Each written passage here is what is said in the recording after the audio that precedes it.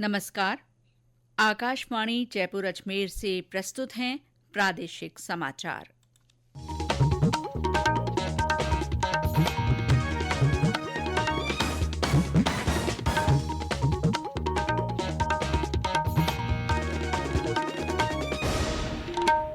मुख्य समाचार। उपराष्ट्रपति जगदीप धनखड़ ने कहा, शिक्षा समाज में बदलाव और समानता लाने का सबसे बड़ा माध्यम। जयपुर में आज rising Rajasthan energy pre summit के तहत ऊर्जा क्षेत्र में 6.5 लाख करोड़ रुपए से अधिक के एमओयू किए गए। प्रदेश के पीएम श्री स्कूलों में अब प्री प्राइमरी कक्षाएं शुरू की जाएंगी। प्रवेश का काम कल से। और राज्य में पारे में और गिरावट, माउंट आबू के अलावा 4-5 अन्य स्थानों का न्यूनतम तापमान इकाई अंक में दर्ज।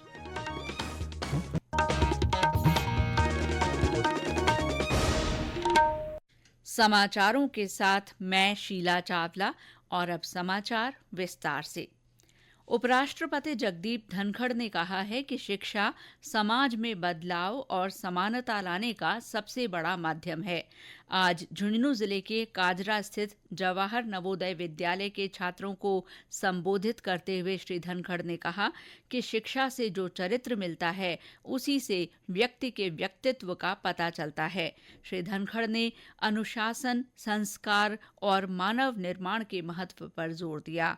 उन्होंने कम उम्र में ही बच्चों को नैतिक संस्कार दिए जाने पर जोर देते हुए कहा कि आपसी भाईचारा और अनुशासन बच्चों के जीवन का अभिन्न हिस्सा होना चाहिए। उपराष्ट्रपति ने कहा कि देश की आत्मा ग्रामीण अंचल में है। उन्होंने कहा कि देश का अन्नदाता किसान भी ग्रामीण क्षेत्र में ही रहता है।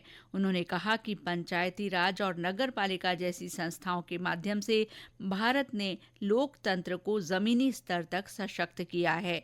राष्ट्रीय शिक्षा नीति की सराहना करते हुए उपराष्ट्रपति ने इसे एक गेम चेंजर बताया। उन्होंने कहा कि 3 दशकों के बाद भारत को एक नई शिक्षा नीति मिली है जिसका उद्देश्य छात्रों को कौशल युक्त बनाना है। ये नीति भारत को 2047 तक विकसित बनाने में महत्वपूर्ण भूमिका निभाएगी। उन्होंने छात्रों को पर्यावरण के प्रति जागरूक करते हुए आग्रह किया कि वे अपने दादा दादी और नाना नानी के नाम पर पेड़ लगाएं। इस मौके पर शहरी विकास राज्य मंत्री झाबर सिंह खरा सहित कई गणमान्य नागरिक भी उपस्थित रहे। जयपुर में आज rising Rajasthan energy pre summit में ऊर्जा क्षेत्र के निवेशकों के साथ 6.5 लाख करोड़ रुपए से अधिक के एमओयू किए गए। मुख्यमंत्री भजन लाल शर्मा की मौजूदगी में हुए इन एमओयू में सौर, पवन, हरित, hydrogen, hybrid pump storage, battery storage और हरित अमोनिया परियोजना सहित अक्षय ऊर्जा और बिजली उत्पादन की विभिन्न परियोजनाएं स्थापित करने के प्रस्ताव शामिल हैं। इस मौके पर मुख्यमंत्री ने कहा कि इन निवेश प्रस्तावों के जमीनी स्तर पर क्रियान्वयन से राज्य में लगभग 70,000 नए रोजगार अवसर सृजित होंगे। हम चाहते हैं कि राजस्थान न केवल ऊर्जा में आत्मनिर्भर बल्कि सरप्लस स्टेट बने। हम ऊर्जा बिजली खरीदने वाले नहीं, हम बिजली दूसरे राज्यों को देने वाले बने। इस दिशा में हमने कई अहम कदम उठाए हैं। इसके अलावा हमने ऊर्जा के क्षेत्र में केंद्रीय उपक्रमों के साथ लगभग 4 लाख करोड़ रुपए के एमओयू किए हैं। हम केवल बातें नहीं करते बल्कि उन्हें ये सोचते हैं कि वो धरातल पर उतर के आए। मैं चाहता हूं कि वास्तविकता में वही एमओयू हो जो जमीन पर उतर सकते हैं। हाँ, एक मैंने विश्वास दिलाया, आपकी कोई समस्या होगी उसकी समाधान के लिए हमारी सरकार पूर्ण रूप से तैयार है। मुख्यमंत्री ने निवेशकों से राजस्थान को ऊर्जा के क्षेत्र में आत्मनिर्भर बनाने का आह्वान किया। उन्होंने कहा कि सरकार जल्दी ही इंटीग्रेटेड क्लीन एनर्जी पॉलिसी 2024 लाएगी, जिससे ऊर्जा क्षेत्र में नई संभावनाओं पर काम किया जाएगा। मुख्यमंत्री भजनलाल शर्मा ने कहा है कि सरकार का लक्ष्य राजस्थान को अगले 5 सालों में $350 बिलियन की अर्थव्यवस्था बनाना है। उन्होंने कहा कि प्रधानमंत्री नरेंद्र मोदी के विकसित भारत 2047 के विजन के अनुसार राज्य सरकार भी इस लक्ष्य के लिए काम कर रही है। मुख्यमंत्री ने कहा कि इसमें राजस्थान बहुत महत्वपूर्ण साझेदार बन सकता है। श्री शर्मा आज जयपुर में सिंगापुर के प्रतिनिधिमंडल के साथ आयोजित बैठक को संबोधित कर रहे थे। उन्होंने कहा कि प्रधानमंत्री की एक्ट ईस्ट पॉलिसी में सिंगापुर महत्वपूर्ण भागीदार है और सिंगापुर ने अपने आर्थिक मॉडल से विश्व को प्रेरित किया है।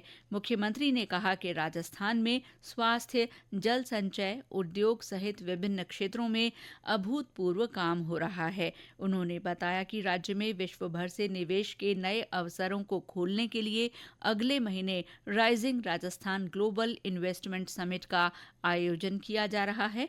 इस समिट के तहत अब तक 20 लाख करोड़ रुपए के MOU हो चुके हैं। श्री शर्मा ने इस ऐतिहासिक आयोजन में सिंगापुर के प्रतिनिधिमंडल को भी आने का न्यौता दिया।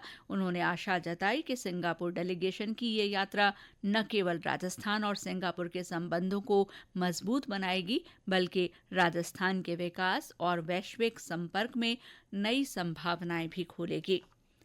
जयपुर में होने वाले राइजिंग राजस्थान इन्वेस्टमेंट समिट की तैयारियों का मुख्य सचिव सुधांश पंत ने निरीक्षण किया। उन्होंने अधिकारियों के साथ मिलकर आयोजन स्थल की प्रवेश और निकास व्यवस्था, VVIP आगमन, पार्किंग, यातायात और सुरक्षा व्यवस्थाओं का विस्तार से जायजा लिया। इस दौरान अतिरिक्त मुख्य सचिव आनंद कुमार, प्रमुख सचिव अजिताभ शर्मा और पुलिस महानिदेशक UR साहू भी मौजूद रहे। कृषि मंत्री किरोड़ीलाल मीणा और गृह राज्य मंत्री जवाहर सिंह बेढ़म ने आज टोंक जिले के समरावता गांव का दौरा किया। उन्होंने ग्रामीणों से मुलाकात कर सरकार की ओर से किए गए फैसलों के बारे में जानकारी दी। गांव में लोगों से मिलने के बाद मीडिया से बातचीत में श्री मीणा ने बताया कि मुख्यमंत्री के कहने पर कल हुए फैसलों के बारे में गांव वालों को बताया गया है। जितना भी नुकसान हुआ है किसी का, चाहे वो वाहनों का हो, चाहे मकान का हो, चाहे कोई और प्रॉपर्टी का हो, उस सब की भरपाई सरकार करेगी और निर्दोषों को गिरफ्तार नहीं किया जाएगा। अब चूंकि गिरफ्तार हो गए तो इनकी जमानत तो अदालत से होगी। अब इसमें कुछ ऐसे लोग हैं जिनके चोटें लगी हुई, फ्रैक्चर भी हैं। उनका कहना यह था कि हमको पकड़ने के बाद पुलिस ने चोटें लगाई है। अब पुलिस का पक्ष भी देखेंगे। कानून को हाथ में लेने का अधिकार किसी को नहीं है। डॉक्टर मीणा ने कहा कि उपचुनाव के समय हुए घटनाक्रम में नुकसान का सर्वे शुरू हो गया है। उन्होंने बताया कि सरकार पीड़ितों को मुआवजा देगी, ग्राम पंचायत विभिन्न विकास कार्य करवाएगी। उन्होंने बताया कि समरावता समेत 28 गांवों को देवली उपखंड की जगह उनियारा में शामिल करने पर सरकार भी सहमत है। इससे पहले डॉक्टर मीणा ने टोंक जाकर समरावता मामले के आरोपियों से जेल में मुलाकात की। इस दौरान उनके साथ भाजपा के अन्य नेता और अधिवक्ता भी रहे। ये समाचार आकाशवाणी जयपुर अजमेर से प्रसारित किए जा रहे हैं। प्रदेश के पीएमश्री स्कूलों में भी अब प्री प्राइमरी कक्षाएं शुरू की जाएंगी। शिक्षा मंत्री मदन दिलावर के निर्देश पर प्रारंभिक और माध्यमिक शिक्षा निदेशालय ने ये आदेश जारी किए हैं। इसके लिए राज्य में पहले चरण में 402 पीएमश्री स्कूलों को चुना गया है, जिनमें 3 साल प्री प्राइमरी कक्षाएं शुरू करने की मंजूरी दी गई है। इसके लिए प्रवेश का काम कल से शुरू किया जाएगा। ये कक्षाएं सप्ताह में 5 दिन चलाई जाएंगी, जिनकी अवधि रोजाना 4 घंटे की होगी। प्री प्राइमरी कक्षाओं में 3 साल या इससे अधिक आयु के बच्चों को प्रवेश दिया जाएगा और हर पीएमश्री स्कूल में इसके लिए अधिकतम 25 सीटें होंगी। प्रदेश में 75वां संविधान दिवस आगामी 26 नवंबर को समारोह पूर्वक मनाया जाएगा। युवा मामले और खेल विभाग के शासन सचिव नीरज कुमार पवन ने बताया कि इस उपलक्ष्य में जयपुर में संविधान क्लब से अंबेडकर सर्किल तक पद यात्रा निकाली जाएगी। साथ ही कार्यक्रम में सेना, राजस्थान पुलिस, RAC और निजी स्कूलों द्वारा बैंड वादन की प्रस्तुति दी जाएगी। पर्यटन विभाग के सहयोग से पद यात्रा मार्ग में विभिन्न स्थानों पर सांस्कृतिक कार्यक्रमों का भी आयोजन किया जाएगा। पदयात्रा के दौरान जगह जगह सेल्फी बूथ लगाए जाएंगे। प्रदेश के सभी जिलों में भी इस मौके पर विभिन्न कार्यक्रम होंगे। पूर्व विधायक गिरिराज सिंह मलिंगा ने आज धौलपुर जिले के अनुसूचित जाति जनजाति विशेष न्यायालय में आत्मसमर्पण कर दिया। सुप्रीम कोर्ट ने पूर्व विधायक की जमानत रद्द करने के बाद उन्हें सरेंडर करने के आदेश दिए थे। मलिंगा पर विद्युत विभाग के अभियंता के साथ मारपीट का आरोप है। राज्य महिला आयोग की अध्यक्ष रेहाना रियाज चिश्ती ने आज सवाईमाधोपुर में जन सुनवाई की। उन्होंने कहा कि आयोग राज्य की महिलाओं की समस्याओं के निदान के लिए पूरी तरह से तत्पर है। इस दौरान 35 मामलों को सुना गया। उन्होंने संबंधित विभागीय अधिकारियों को मामलों का निराकरण करने के निर्देश दिए। टोंक जिले के बीसलपुर बांध की दोनों नहरों से आज सिंचाई के लिए पानी छोड़ा गया। आज बांध के अधिकारियों ने सुबह पूजा अर्चना की। इसके बाद दाईं और बाईं नहर से पानी छोड़ा गया।